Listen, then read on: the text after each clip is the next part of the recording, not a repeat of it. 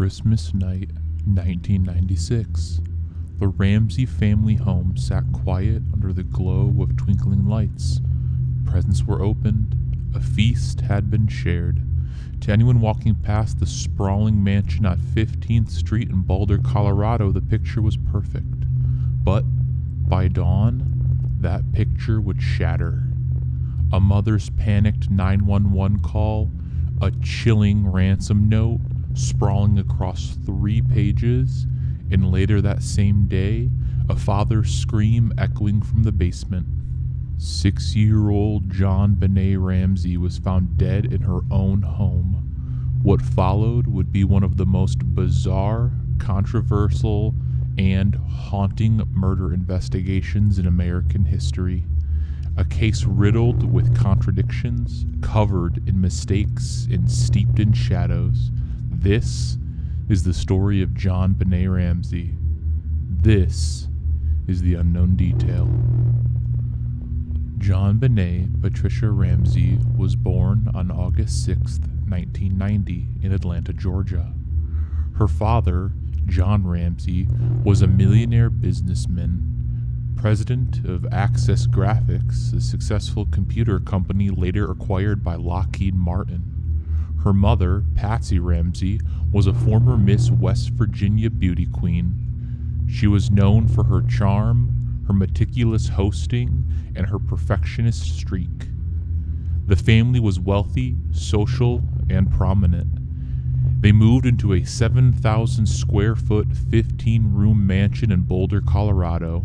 The Ramseys lived a life of luxury, throwing elaborate parties, decorating their home to perfection, and raising their 2 children, Burke Ramsey, age 9, and JonBenét Ramsey, age 6. JonBenét was often described as a lively, charismatic child, outgoing, playful, with a mischievous sense of humor, but she was also thrust into the pageant world at a young age.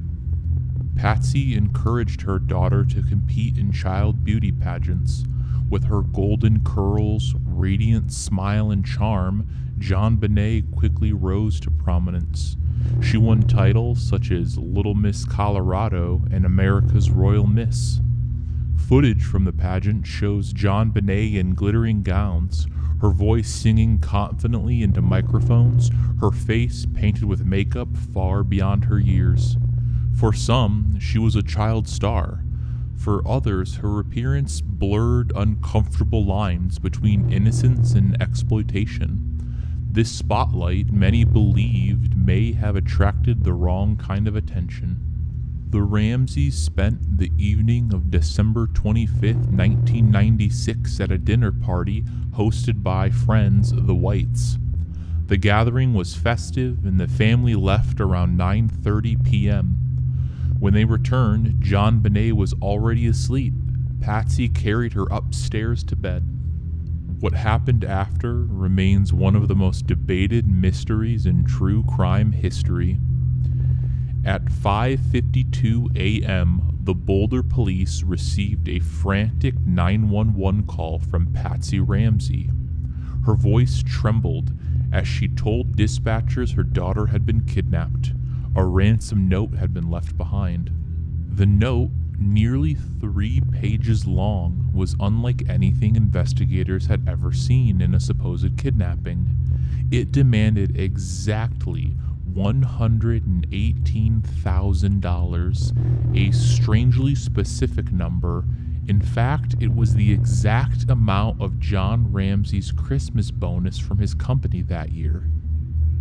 The note claimed to be from a foreign faction, threatening JonBenét's life if police were contacted. It was written on paper from inside the Ramsey home with a pen belonging to the family. This is where the case began to spiral out of control. Boulder police failed to secure the crime scene. Friends, neighbors, and even a victim's advocate were allowed into the home, walking freely through the rooms, potentially destroying evidence. Officers focused on the ransom note, treating the case as a kidnapping rather than a homicide. They told the Ramseys to stay in the house and wait for instructions from the kidnappers. But hours passed. No call came. No further contact was ever made. Then, at 1:05 p.m., more than 7 hours after police first arrived, John Ramsey decides to conduct his own search of the basement, despite police presence. In a dark storage room, he found his daughter's body. JonBenét was wrapped in a white blanket, duct tape across her mouth, a garrote fashioned from a broken paintbrush tightened around her neck. Her body bore signs of trauma, her skull fractured by a violent blow, her neck deeply bruised by strangulation. John decided to carry her upstairs, contaminating the crime scene further. Officers, stunned, tried to regain control, but it was far too late. The chaos of that morning is considered one of the greatest investigative failures in modern police history. The house had not been sealed. The ransom note had been handled. The body was moved. Potential evidence was trampled or destroyed. From that moment on, the entire investigation was tainted. The autopsy of JonBenét revealed 2 major injuries: a blow to the skull, causing a fracture nearly 8 inches long, and strangulation by the garrote, which had left deep marks. There was evidence of possible sexual assault, though forensic results were inconclusive. Some DNA was found on JonBenét's underwear, but it did not match any Ramsey family member. The coroner listed the cause of death as asphyxia by strangulation associated with craniocerebral trauma. These findings deepened the mystery. Did someone strike her first, then strangle her to stage the scene? Or was the strangulation the actual murder, with the head wound occurring during the struggle? Even in death, the sequence of events remained unclear. By the evening of December 26th, police were already suspicious. Their primary theory? The crime had been staged. The ransom note was unusually long, filled with strange phrases like, "Don't try to grow a brain, John." The specific ransom amount of $118,000 seemed absurdly precise. No signs of forced entry were found beyond a basement window that may or may have not been disturbed. And finally, the garrote was fashioned from materials from inside the Ramsey home.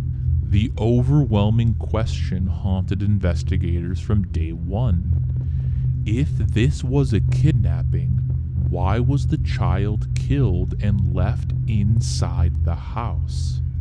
A ransom note demanding a bizarre, precise sum, a crime scene trampled before investigators even began, a body discovered by her own father hours after police had searched the home.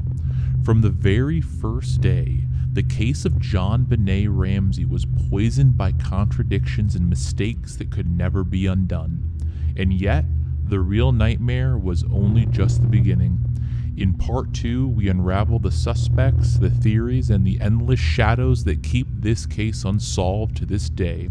Until then, the truth remains hidden. Hidden in the unknown detail. Thank you for watching. If you've been drawn into this chilling mystery, don't miss part 2, where we dive deeper into the suspects and the tangled investigation.